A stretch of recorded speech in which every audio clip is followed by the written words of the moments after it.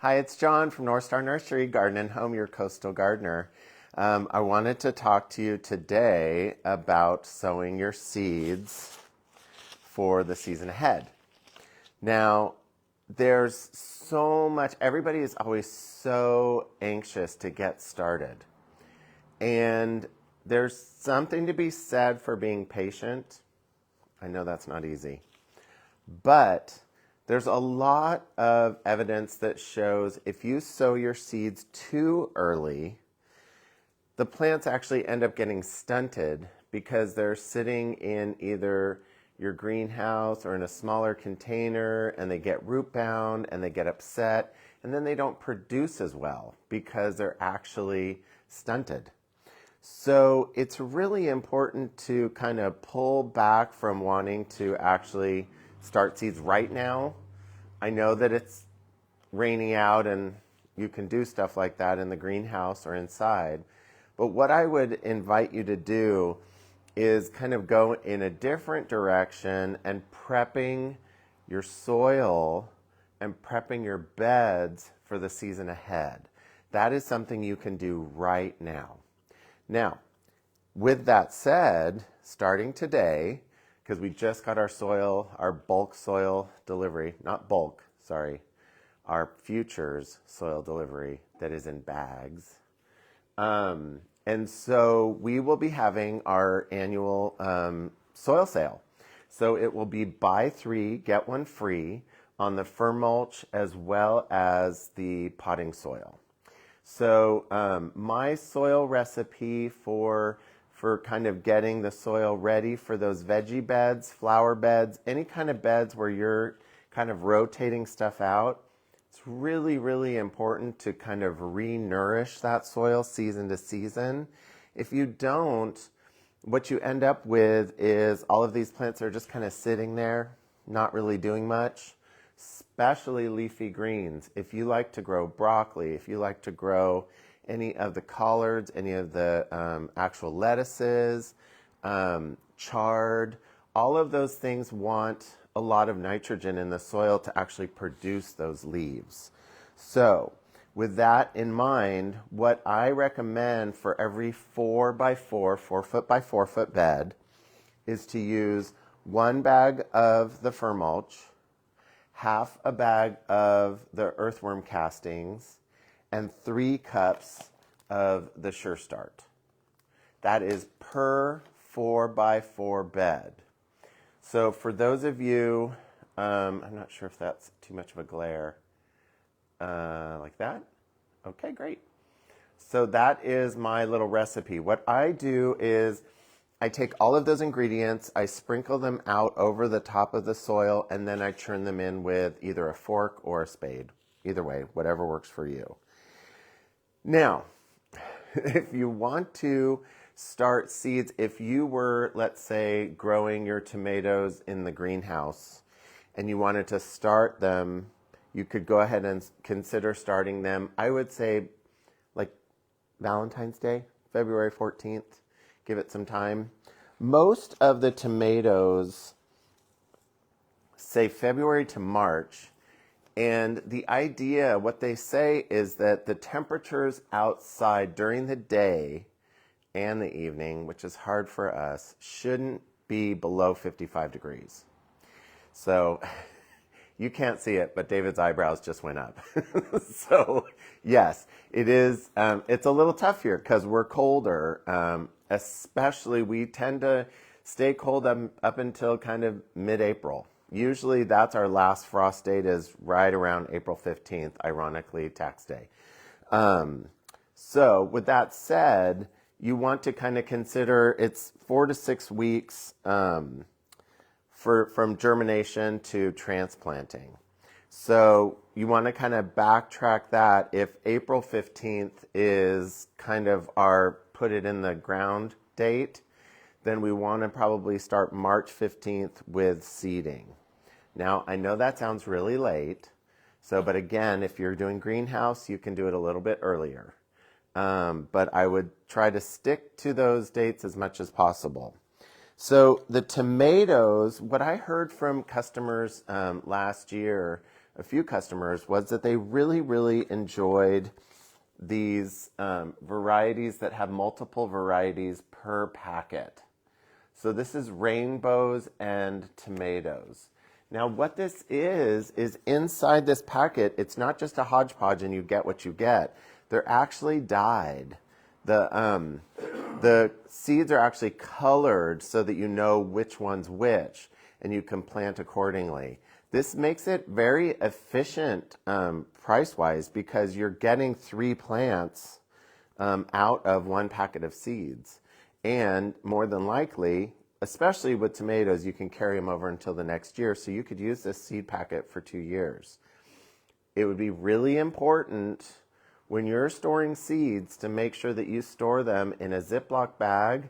And if you ever get any of those little dry out pouches in your food, go ahead and drop one of those into the Ziploc bag, and that will help keep the moisture down as well. This way they don't get moist and ugly before next year. So we have Rainbow's End, which is Brandywine, Green Zebra, and Marvel Stripe.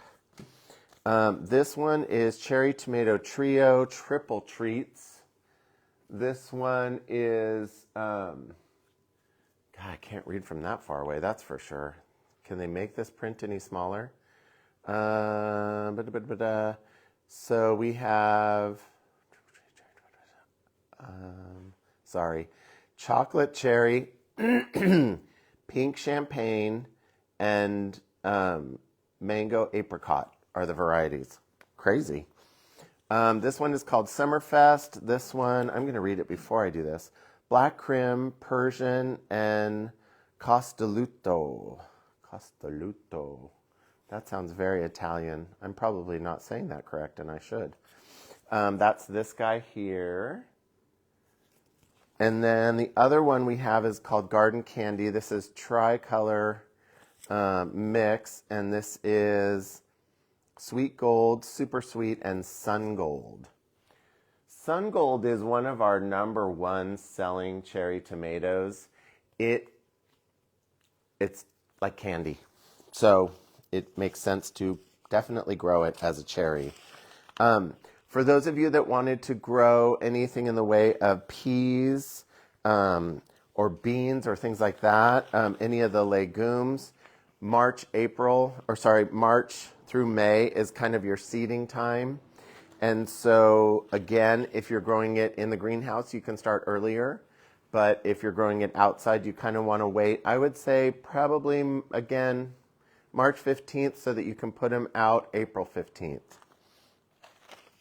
Lots of beans. Oh, also squash.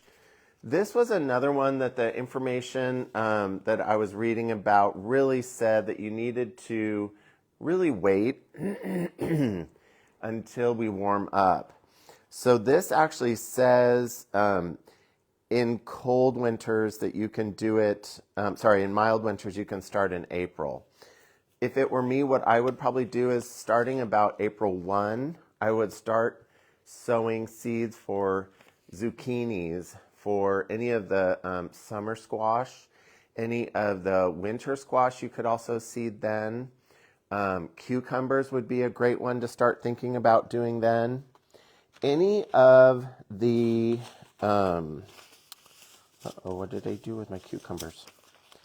So this is a variety called Tasty Green. This is a Japanese variety. Does very well here. And again, this is an April planting date.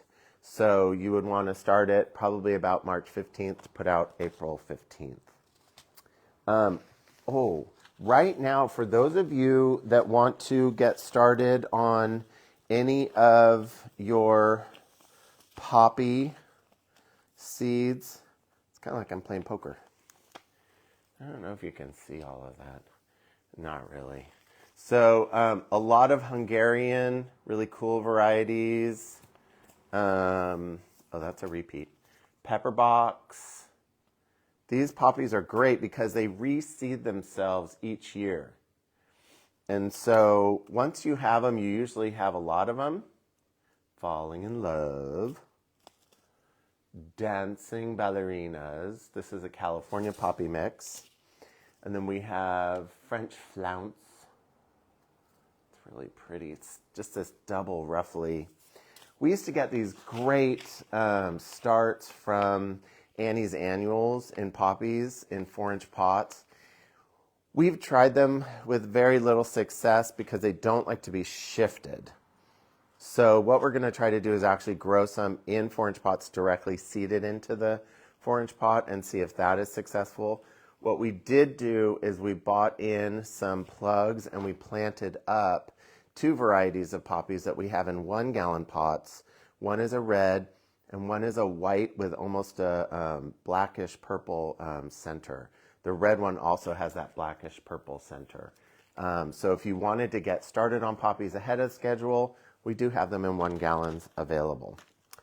Also, for those of you wanting to do sweet peas, now is definitely the time. You can start sweet peas pretty much any time on the coast.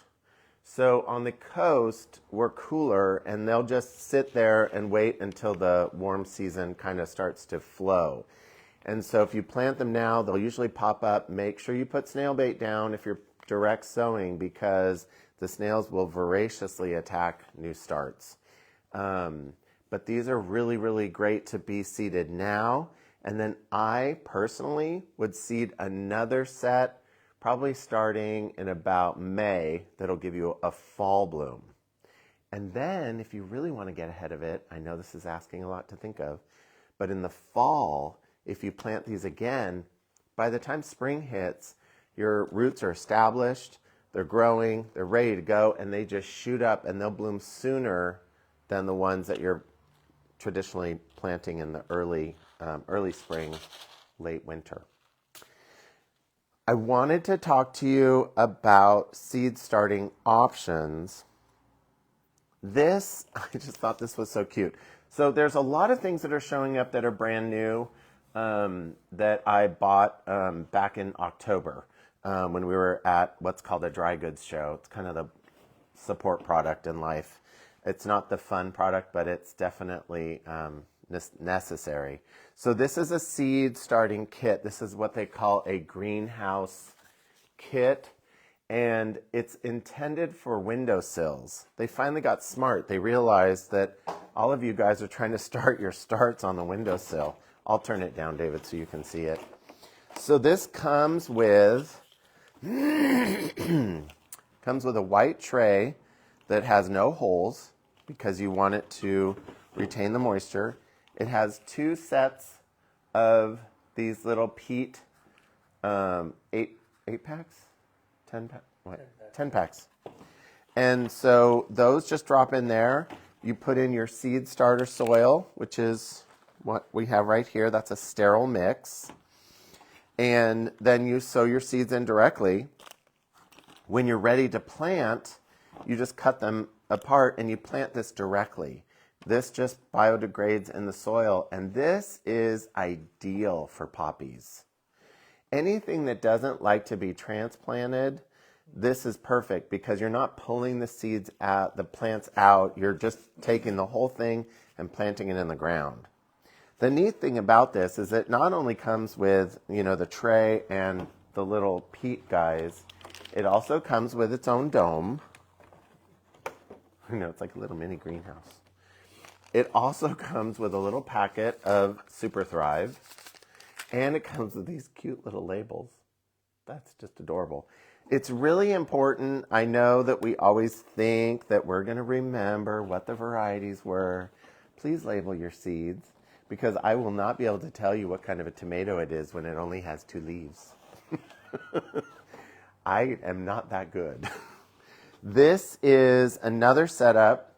So we also got, at that show, these Jiffy pots. You guys have been asking for Jiffy pots, and I didn't want to bring them in loose, just because we used to sell them loose. I wanted to find something where they would be kind of held together and not getting beat up. So this is a set of 10 peat pots, $4. And I've set it up in our usual greenhouse tray. This is a tray with no drainage again.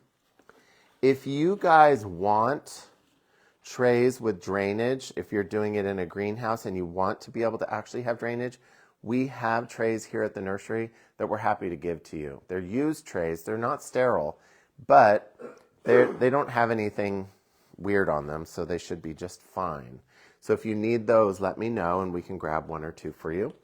The dome, which we sell, does go over it very well. The other day, we actually seeded some sugar snap peas in these guys because we like to plant sugar snap peas here at the nursery. And since we're staying, we're planning on planting more of the veggies for us here for the staff. And so that'll be fun and exciting. So that's the little peat pot guy. This is, oh, you know what? Hold that thought. I didn't grab something and I should have. I wanted to show you that there are other container options. You don't always have to go with the 6-packs. Sorry, I hate it when I'm disorganized. But it makes for a more interesting TV. So these are the 6-pack trays. They're basically just a whole tray of 6-packs. They're relatively small, so it works really well for small starts that you're just going to be putting out soon. Of course, the dome that goes over it. If you wanted to, you don't have to use this liner. You can use 4-inch pots and just put them in here.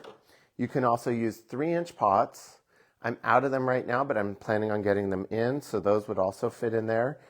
And you could start your tomatoes in that if you wanted to. It's very important, I find, when you're starting seeds. Sorry. It's in the air. When you're starting seeds, you want to sprinkle a little bit of Sure Start over the top of the soil before you sow the seeds so they have some nutrients to pull from. Not a lot, just a little, just a light dusting.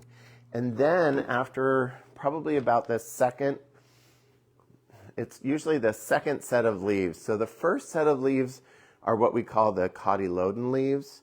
They're kind of chunky and fat. They look like a squash leaf, actually, a small squash leaf. And then the secondary leaves are what we call the true leaves. When those emerge, that's when you're going to want to start considering doing some maybe liquid fertilizer. So with that in mind, I grabbed the seaweed. This you would mix up probably half strength and use that once a week while they're growing so that they're nice and strong. Or you could use Super Thrive. So, or you could also use Maxi, but I would use Maxi at a quarter strength because Maxi is pretty strong. And we wouldn't want to burn your new starts before they're ready to go. I did talk about the seed starter. This is a great lightweight soil for starting seeds. If you're doing bigger things like, bigger seed like nasturtiums or things like that, you can direct sow them into potting soil. But some of these smaller seeds, when you have that bulky soil, they can't break through or they have a harder time breaking through. So it's really important to use the seed starter. I think that's kind of it. I was kind of thinking that my thought is that most people this year are going to be kind of focusing on veggie gardening. Part of that is because the cost of food has gone up so extremely.